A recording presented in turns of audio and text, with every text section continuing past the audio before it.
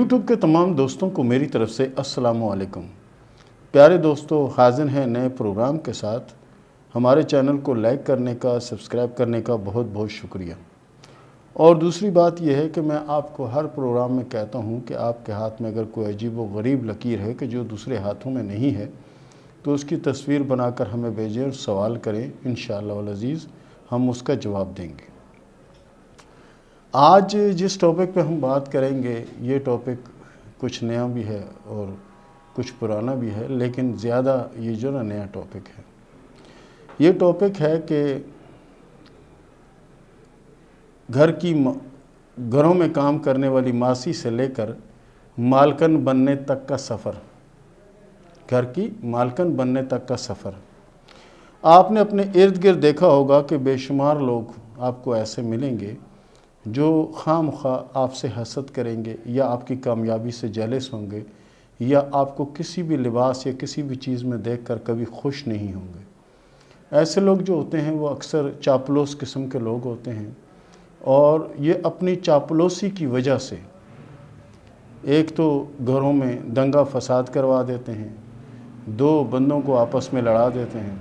اور خود تماشا دیکھتے ہیں اور پھر خود اچھا بن کر ان میں صلح صفائی کرنے کی کوشش کرتے ہیں تاکہ دونوں کی نظر میں یہ اچھے ہو جائیں۔ تو کچھ خواتین بھی ایسی ہوتی ہیں کہ جو خواہ مخواہ کی جنی آپ سے جیلس ہوتی ہیں، خواہ مخواہ آپ سے جلتی ہیں، خواہ مخواہ آپ سے حسد کرتی ہیں، حالانکہ آپ کچھ بھی نہیں کرتے۔ یہ ہوتا اکثر یوں ہے کہ جو کم صورت لڑکیاں ہوتی ہیں جنہیں بہت زیادہ خوبصورت نہیں ہوتی، وہ کیا کرتی ہیں کہ اپنے سے جو خوبصورت لڑکی ہو اس سے جنہیں جیلس پن کر لیتی ہیں کہ اگر اس نے کوئی کپڑے پہنے تو انہوں نے فوری کہنا یہ تمہارے ساتھ اچھے نہیں لگ رہے۔ اگر انہوں نے بہت قیمتی جوتے یا بہت قیمتی گھڑی یا بریسلیٹ وغیرہ پہنا ہوا تو اس نے کہا نہیں آپ کے ساتھ اچھے نہیں لگتے، لاؤ مجھے دکھاؤ۔ وہ اپنے ہاتھ میں پہن کے دیکھیں کیسے اچھے لگ رہے ہیں۔ کیا ہوتا ہے کہ یہ صرف حسد کی ماری ہوئی ہوتی ہیں، اور ایسی خواتین جو ہے نا ان کا اینڈ جو ہے وہ اکثر برا ہوتا ہے، ان کا اینڈ اچھا نہیں ہوتا، یعنی کسی نہ کسی مشکل میں آ جاتے ہیں۔ میں لکیریں بنا کر بتاتا ہوں، یا اپنے ہاتھوں میں، اپنے دوستوں کے ہاتھ میں، اپنے جاننے والوں کے ہاتھ میں ان لکیروں کو دیکھیں۔ اگر ایسی لکیریں مل جائیں تو ایسے لوگوں سے دور رہنا آپ کے حق میں بہتر ہی ہوگا۔ تو جتنا آپ دور رہیں گے اتنے سکون میں رہیں گے، جتنا آپ ان سے میل جول کم کریں گے اتنے ہی آپ اچھے پوزیشن کی طرف جائیں گے، اور جتنا زیادہ میل جول کریں گے آپ بیگ ہوتے چلے جائیں گے۔ تو میں آپ کو بنا کے بتاتا ہوں۔ سب سے پہلے یہ ہے زندگی کی لکیر، ٹھیک ہے جی، یہ ہے زندگی کی لکیر، اور زندگی کی لکیر کے ساتھ یہ چل رہی ہے دل کی لکیر، دماغ کی لکیر،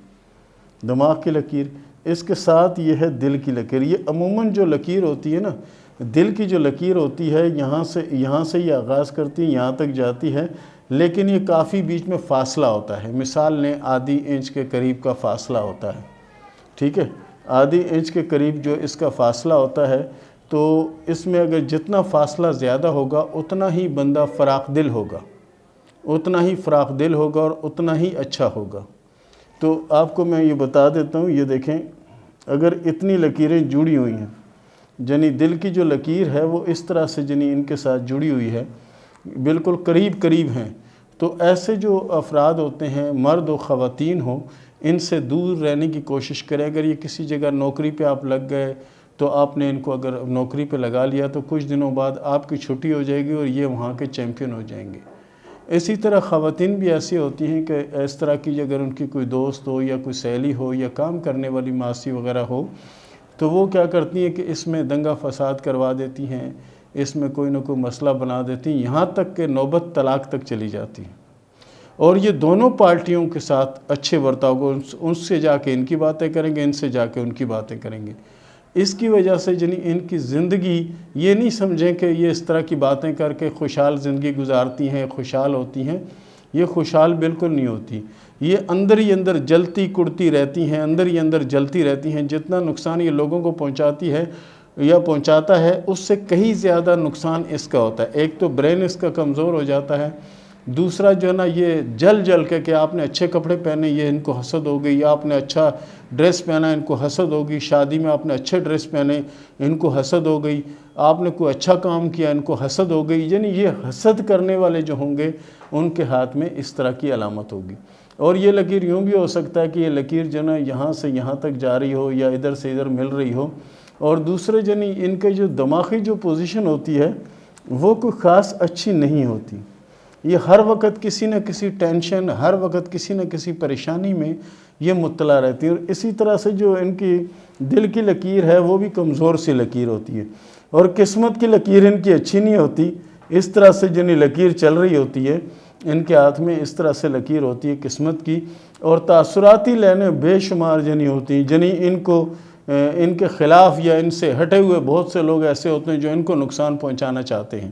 اور ایسے لوگوں کی نہ گھر میں عزت ہوتی ہے، نہ معاشرے میں ہوتی ہے، نہ کسی فیکٹری میں ہوتی ہے، نہ کسی ادارے میں ہوتی ہے۔ جو کچھ ہوتا ہے کچھ وقت کے لیے ہوتا ہے، اور جب ان کو لوگ سمجھ جاتے ہیں تو ان کو کک آؤٹ کر دیتے ہیں۔ تو پیارے دوستو، یہ تھا ہمارا آج کا پروگرام، اور یہ تھا ہمارا آج کا ٹاپک۔ آپ بھی اس طرح سے ہاتھ کی لکیریں جو ہیں وہ دیکھ کر ہمیں اس کی فوٹو بھیجیں